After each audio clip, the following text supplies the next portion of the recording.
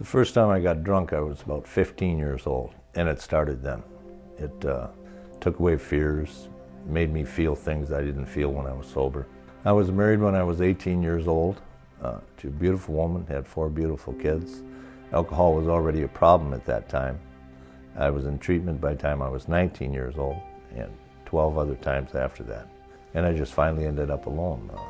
I couldn't hold down jobs. I was working daily labor, so I couldn't pay rent. So I just ended up living in my car.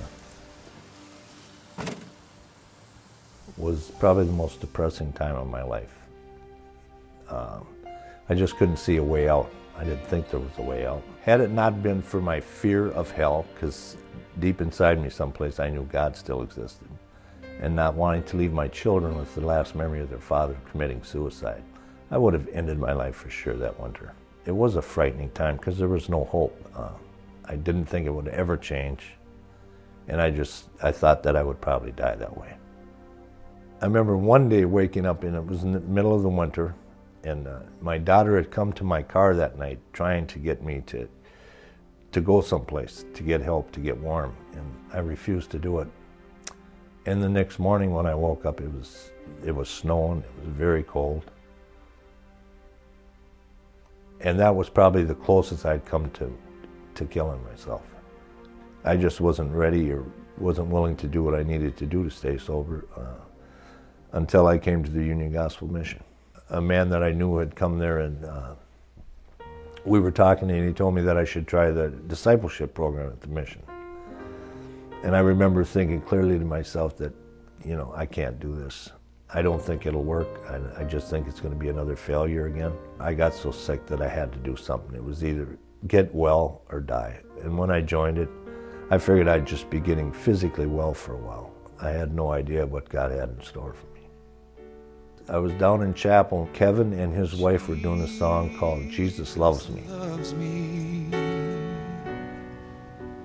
And I just sat there, and almost verbally I could hear Jesus say to me, "If you follow me, I'll take care of the alcohol." And that was the turning point. That was when I knew I truly gave it to him.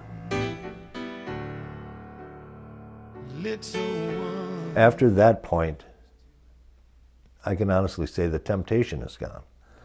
So when people want to give me credit for being sober today, it's not my credit. I don't have to battle that temptation every day like I did before. And that's how I know Jesus Christ took it, because nobody else could. It's just gone. It's kind of funny, a verse that I remembered even when I was drinking, and the first time I read the Bible a long, long time ago, it was the end of Matthew. "And lo, I am with you always, even unto the end of the age." Many times when I'm troubled, that verse pops into my mind. I'm with you always. I am with you always. I am with you always. All the people that worked with me in all different aspects of the mission, you could just tell that they loved God. By loving God, they loved you, and they cared what happened to you. And wherever I go, that will definitely come with me. Having my children wanting to spend time with me, wanting to have me around the grandchildren, is a far cry from what it was to be hugged by them. I don't know if I tell them honestly enough how much that means to me, just to have them back in my life again.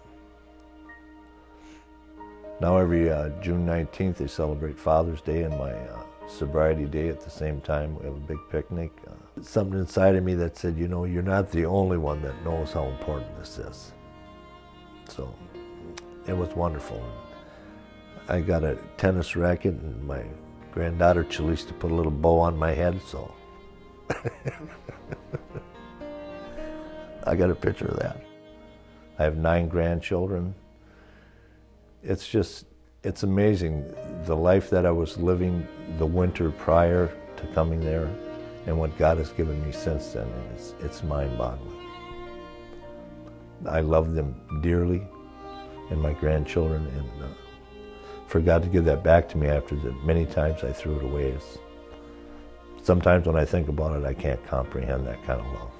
Not only did God bring me there to help me straighten out my life, but He allowed me to work there and help other men that are going through the same things. It's just been a blessing to be able to see men's lives change. All these other guys that are sitting out there without hope, and hopefully they'll say, "It this guy can do it, if God can change him, maybe he'll change me. For all the people that have donated their time and energy and finances and all the prayers, it's not going to waste. It certainly didn't in my case, and in the cases of many, many other men that I see change their lives there. It's, I guess I owe my life to the people that support the mission. That saved a wretch like me. I once was lost,